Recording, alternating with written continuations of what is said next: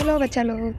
Welcome to the science decode. Last video में science की जो न्यू एनसीईआरटी रिलीज़ हुई है डेट इज़ एक्सप्लोरेशन, उसका मैंने शॉर्ट्स वीडियो डाला था जस्ट टू कि आप सभी को एक आइडिया हो जाए, क्योंकि अभी बहुत कन्फ्यूजन चल रहा है, बच्चों को पता ही नहीं है कौन सी बुक लेनी और कौन सी नहीं। So that is why I am adding a book introduction और book for first look. Right, लोग स्टार्ट करेंगे cell the building block of life. Cell the building block of life मतलब क्या है? पहली बात, जो सेल वर्ड है वो तो हम लोग चैप्टर में आगे समझेंगे ही। Building block of life, building block of life मतलब जैसे कि हम लोग बात करें, पहले इस चैप्टर का नाम फंडामेंटल यूनिट ऑफ लाइफ हुआ करता था। तो सिंपल सा मीनिंग जो है इसका, सिंपल सा मीनिंग वही निकलता है।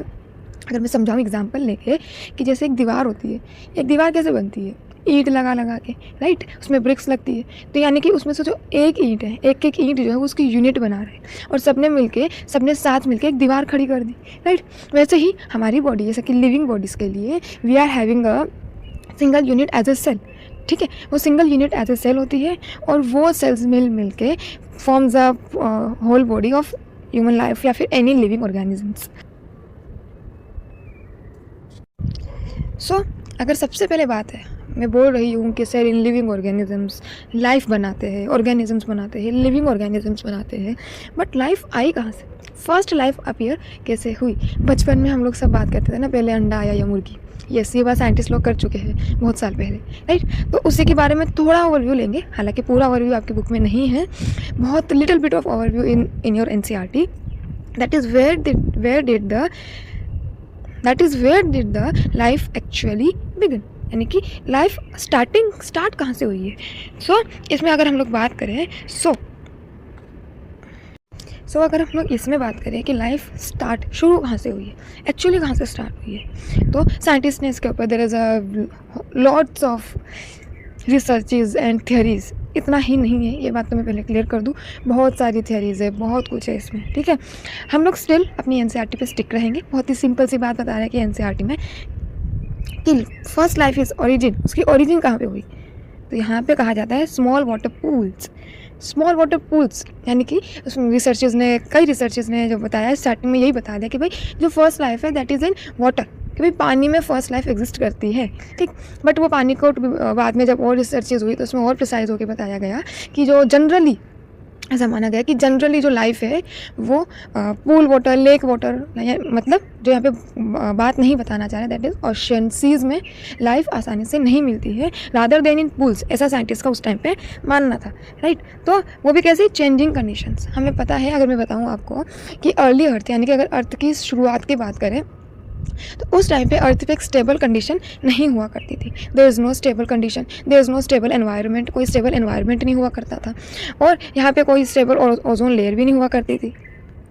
ओजोन लेयर ना हुआ करती थी और ना ही ऐसा कुछ हमें ऐसा एनवायरनमेंट देखने को मिलता था कि भाई बढ़िया, ठीक। तो ऐसा कोई एनवायरनमेंट तो हुआ नहीं करता था, ना एनवायरनमेंट हुआ करता था, ना ही स्टेबल एनवायरनमेंट था। टेम्परेचर तो बताऊँ तो अभी टेम्परेचर ऐसा माना गया कि उस टाइम पे टेम्परेचर की जो कंडीशन थी दैट इज़ 800 डिग्री सेल्सियस। ये कंडीशन ऐसा माना गया रिसर्चर्स। लाइफ जो है, जो अर्थ जो है, उसका स्टार्टिंग का जो सिनारियो था that is very different from the now, कि भाई टेम्परेचर स्टेबल नहीं था, हाईएस्ट टेम्परेचर था एंड एनवायरनमेंट स्टेबल नहीं था, everything is like unstable, right. Earth कहलाने के लायक नहीं थे। तो उस टाइम पे कॉम्प्लेक्स ऑर्गेनिजम्स लाइक अस, हम लोगों का एग्जिस्ट करना या स्टेबल होना इज़ वेरी डिफिकल्ट, राइट। तो उस टाइम पे जो ऑर्गेनिजम्स मिलते थे they are like very simpler form, जैसे हम लोग सिंगल सेल से बने हुए हो गए, उनकी ज़्यादातर यहाँ पर होती थी। तो आज भी हमें ऐसे हॉट स्प्रिंग्स में ऑर्गेनिजम्स देखने को मिलते हैं।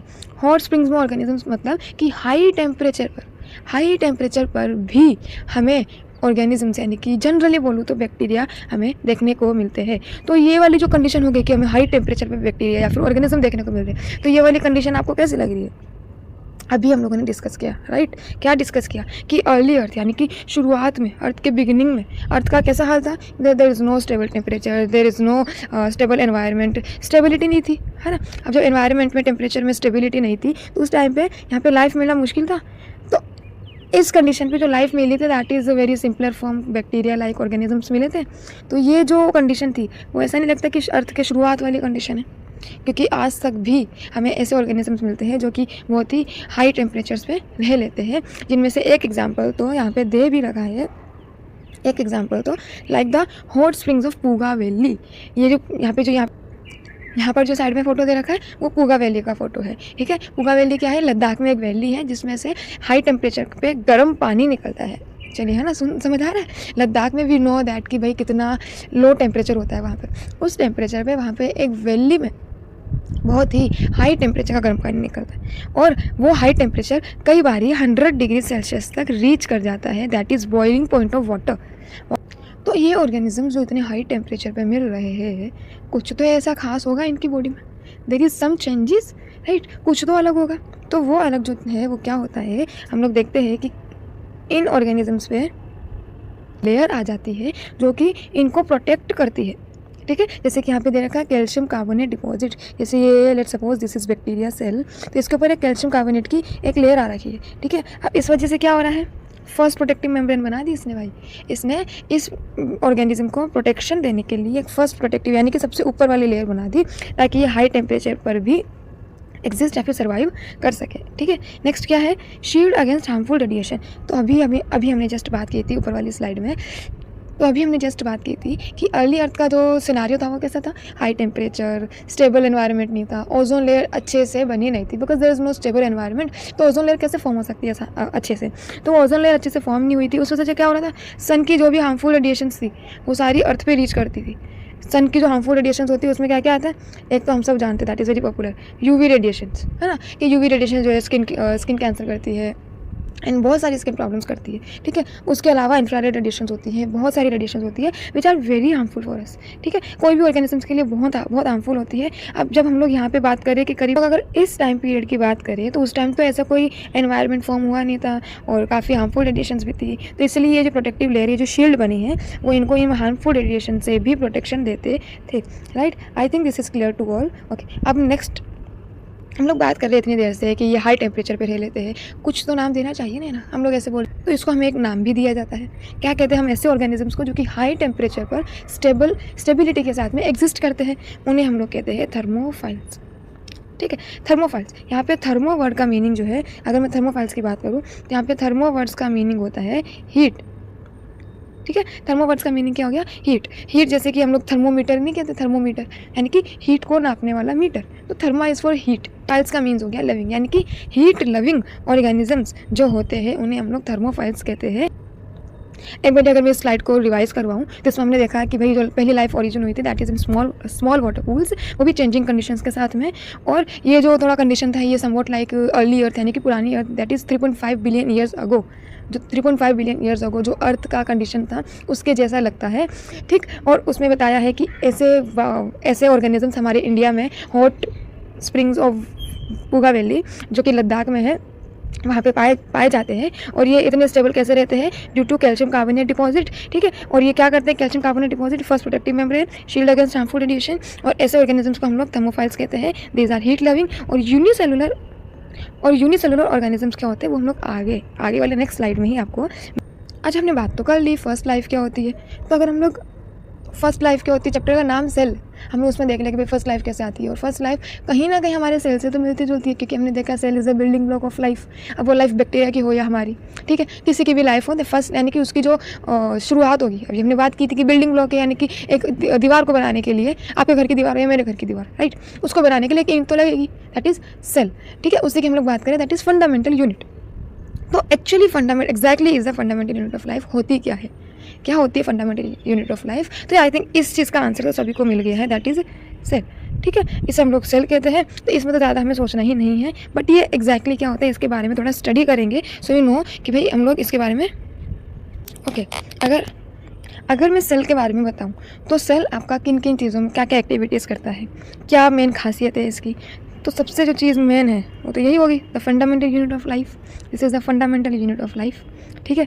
दूसरा, सेल की क्या क्या करता है सेल, ये सारी चीज़ें आपको बाद में भी क्लियर हो जाएगी, और हमने ये तो इसकी जो मेन लाइन हो तो देख ली, it is a building block of life, ठीक है।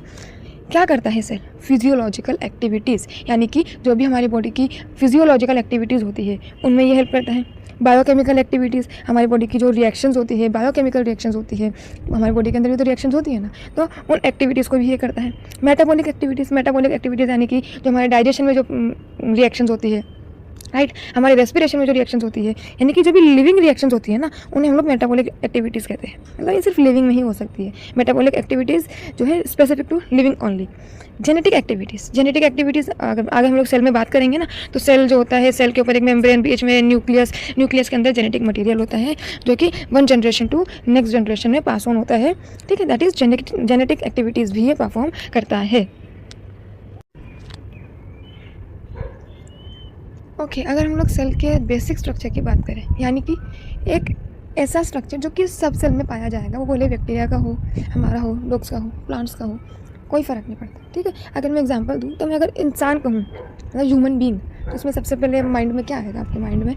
2 आँखें, 1 नाक, हाथ, 2 पैर। ठीक है, अगर मैं किसी डॉग का नाम लूँ, तो डॉग के नाम लेते ही हमारे माइंड में क्या क्या आ सकता है कि भाई उसके 4 पैर, राइट, उसके 4 पैर होंगे, उसके 2 कान होंगे, एक पूँछ होगी, राइट। तो इस तरीके से बहुत कुछ होगा उसके। सो अगर मैं नेक्स्ट बात करूँ कि भाई ऐसे ही जैसे इन सब के बेसिक स्ट्रक्चर हमने नाम लेते हैं, कुछ बेसिक स्ट्रक्चर के नाम लिए हैं, राइट, वैसे ही सेल का भी अगर नाम लिया जाए तो उसमें 3 बेसिक स्ट्रक्चर सब सेल्स में पाए जाएंगे कॉमन।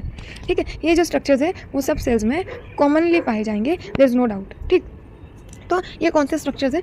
सेल सबसे पहले एक, जैसे ये वाला मान लो एनवायरनमेंट है, तो इस एनवायरनमेंट से ये सेल अलग कैसे है? देखो, मैंने अलग करने के लिए ही सेल मेम्ब्रेन, यानी कि इसकी एक बाउंड्री बना दी। ठीक है, सेल मेम्ब्रेन जो होती है वो एक बाउंड्री बनाती है जिससे सेल एनवायरनमेंट से अलग होता है, दैट इज़ सेल मेम्ब्रेन। ये विदाउट एनी एक्सेप्शन ये सब में पाई जाएगी, सभी सेल्स में। ठीक है, उसके अलावा साइटोप्लाज्म, ये जो बीच वाला पार्ट है, इसे द जेली लाइक स्ट्रक्चर, आगे हम लोग पढ़ेंगे इन सब के बारे में। ये जेली लाइक स्ट्रक्चर होता है, ये इसे हम लोग साइटोप्लाज्म कहते हैं। ये भी विदाउट एनी एक्सेप्शन सभी सेल्स में पाई जाएगी। उसके अलावा यहाँ पे बीच में एक न्यूक्लियस होगा। ठीक है, उस न्यूक्लियस के अंदर जेनेटिक मटेरियल पाया जाएगा। ठीक है, मैंने न्यूक्लियस की बाउंड्री तो बना ली, बट ऐसा नहीं कि बाउंड्री सब सेल्स में पाई जाएगी, नहीं, ये जेनेटिक मटेरियल हर एक सेल में कॉमन होगी। ठीक है, ये सभी सेल्स में कॉमन होती है। तो ये जो 3 स्ट्रक्चर्स है, ये जो है बेसिक स्ट्रक्चर्स है सेल के। So these are basic structures of cell. ठीक है, तो हमने सेल के बेसिक स्ट्रक्चर की भी बात कर ली, हमने सेल की बेसिक जो एक्टिविटीज़ थी उनकी भी बात कर ली। आगे हम लोग देखते हैं, okay, the next is, are all organisms build with the same number of units? यानी कि अगर मान लो एक बैक्टीरिया जो है मेड अप ऑफ 100 सेल्स, तो क्या हर एक बैक्टीरिया, क्या हम भी, यहाँ पे ऑर्गेनिजम्स लिखा है ना, तो क्या हम भी 100 सेल्स के बने हुए, या हर एक बैक्टीरिया 100 सेल्स का बना हुआ, या फिर हर एक ऑर्गेनिजम्स क्या उतने ही नंबर ऑफ सेल्स का बना हुआ होगा? नहीं, तो each and every organisms have the different number of cells. So in actually हम लोग ऐसे तो नहीं गिनते कि भाई किसमें कितने 100 सेल्स है, 1000 सेल्स है, नहीं, ऐसा हम लोग नहीं गिनते हैं। हम लोग सिर्फ इतनी बात करते हैं कि कौन सा सिंगल यूनिट सेल से बना हुआ है, एक ही सेल से, ठीक है, और कौन से मल्टीपल सेल से बना हुआ है। ठीक है, जो सिंगल सेल से बना हुआ है तो उसे हम लोग यूनिसेल्यूलर कहते हैं। ठीक है, और जो मल्टीपल सेल से बना हुआ है तो उसे हम लोग मल्टी सेल्यूलर कहते हैं। नाम याद रखना तो बिल्कुल भी मुश्किल नहीं होगा।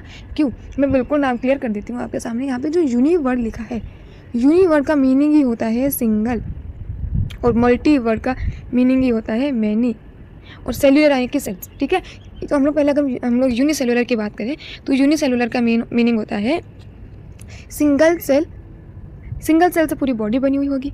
अगर सिंगल सेल से ही बनी होगी तो सारी बॉडी के जो सारे काम है वो भी तो सारे काम कौन करेगा? एक सिंगल सेल ही तो करे। जैसे मान लो एग्जांपल लेते हैं। ठीक है, नॉर्मली क्या होता है, हम लोग जब हम लोग सब साथ में रहते हैं, हमारी पूरी फैमिली, तो अगर आप बाहर से सामान लाए तो आपके दूसरे सिबलिंग वो घर का दूसरा काम करेंगे। ठीक है, अगर उसने बाहर का काम किया है तो आप दूसरा काम करोगे।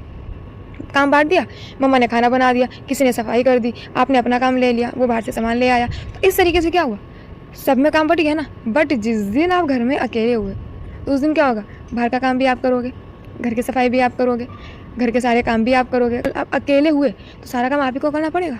बस बिल्कुल वैसे ही तो यूनिसेल्यूलर जो सिंगल सेल से बने हुए हैं उनको भी अपनी सारी एक्टिविटीज़ सारी एक्टिविटीज़ खुद से ही करनी पड़ेगी। सारी एक्टिविटीज़ में क्या क्या आएगा? डाइजेशन, एक्सक्रीशन, ठीक है, एब्जॉर्प्शन, बहुत कुछ आता है। ठीक है, हम लोग अपने बॉडी में देखो ना, रेस्पिरेशन, एब्जॉर्प्शन, ट्रांसपिरेशन सब कुछ करते हैं। बट ये जो फंक्शंस करते हैं दे आर वेरी सिंपल, क्योंकि सिंगल सेल से बने हुए ज़्यादा कॉम्प्लेक्स एक्टिविटीज़ इनमें नहीं होती है, इसलिए दे आर सिंपल ऑर्गेनाइजेशन। इनकी जो बनावट होती है दैट इज़ वेरी सिंपल। ठीक है, उसके अलावा जिसकी मेम्ब्रेन बाउंड ऑर्गेनेलीज होती है, जैसे ऑर्गेनेलीज क्या होती है आगे हम लोग बात करेंगे। एक सेल है जैसे हमने एक सिंपल स्ट्रक्चर जब किया था तो उसमें हमने सेल मेम्ब्रेन, अंदर न्यूक्लियस का जेनेटिक मटेरियल, साइटोप्लाज्म, उसके बारे में बात की थी। ये 3 चीज़ें हमने बेसिक बताई थी। साइटोप्लाज्म के अंदर जो होता है दैट इज सेल ऑर्गेनेलिस। जैसे हमारी बॉडी में ऑर्गन्स होते हैं, हार्ट, लंग, स्टमक, वैसे ही वो सब क्या करते हैं, हार्ट, लंग, स्टमक हमारी बॉडी के असेंशियल एक्टिविटीज़ करते हैं। वैसे ही एक सेल के अंदर सेल ऑर्गेनेलिस होती है जो कि सारी असेंशियल एक्टिविटीज़ को कैरी आउट करती है। ठीक, तो अब जो ऑर्गेनेलिस होती है ना उसके ऊपर भी मेम्ब्रेन्स होती है। आगे हम लोग पढ़ेंगे कि कौन सी डबल मेम्ब्रेनस होती है और कौन सी सिंगल मेम्ब्रेनस होती है। तो वो सिर्फ मल्टी सेलुलर में कि भाई सिंगल मेम्ब्रेन या डबल मेम्ब्रेन है। यूनिसेलुलर में तो भाई होती ही नहीं है मेम्ब्रेन बाउंड ऑर्गेनेलिस। ऑर्गेनेलिस में मेम्ब्रेन ही नहीं होती है।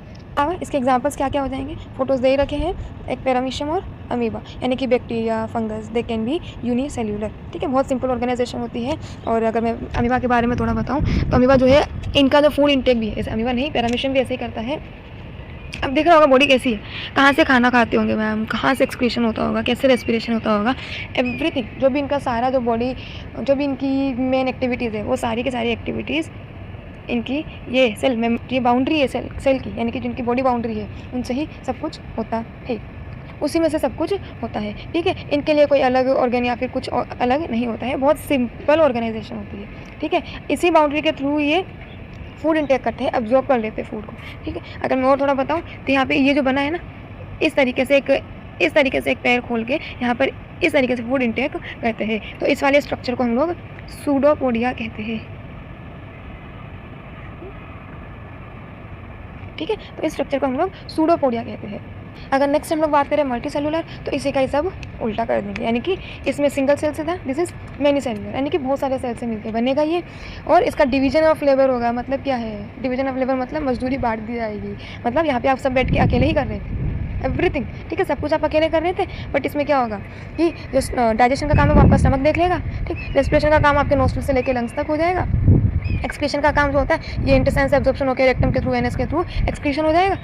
अब इसमें क्या हुआ कि सब कुछ बांट रखा। कभी ऐसा तो नहीं होता कि भाई हमारा हार्ट ने डाइजेशन कर दिया या हमारा हार्ट ही रेस्पिरेशन कर रहा है, दैट नथिंग ऐसा। उसके अलावा इतने सारे ऑर्गन्स होंगे जो कि अलग अलग काम कर रहे हैं, तो क्या बॉडी सिंपल तो नहीं होगी, है ना। बॉडी सिंपल नहीं होती, इनकी कॉम्प्लेक्स ऑर्गेनाइजेशन ऑफ बॉडी होती है। ठीक है, इतना सब कुछ करेंगे तो कॉम्प्लेक्स बॉडी तो बनेगी, राइट। उसके अलावा इनकी जो मेम्ब्रेन बाउंड ऑर्गेनेलिस पाई जाती है। ठीक है, मेम्ब्रेन बाउंड ऑर्गेनेलिस इनमें होती है जिसमें न्यूक्लियस, माइटोकॉन्ड्रिया, इन सब के ऊपर डबल मेम्ब्रेन, यानी कि इस तरीके से डबल मेम्ब्रेन होती है। यूनिसेलुलर में कैसे होती है, यूनिसेलुलर में ऐसे सेल के ऊपर तो एक मेम्ब्रेन है, सेल मेम्ब्रेन, बट ऑर्गेनेलिस जो है अंदर खुली पड़ी है। जैसे कि न्यूक्लियस जो है ऐसे उसका जेनेटिक मटेरियल ऐसे खुला पड़ा है, माइटोकॉन्ड्रिया अपना ऐसे यहाँ पे काम कर रहा है, ये अपना काम कर रहा है, सारी एक्टिविटीज साइटोप्लाज्म के अंदर ही हो जाती है। So I think this is for all today.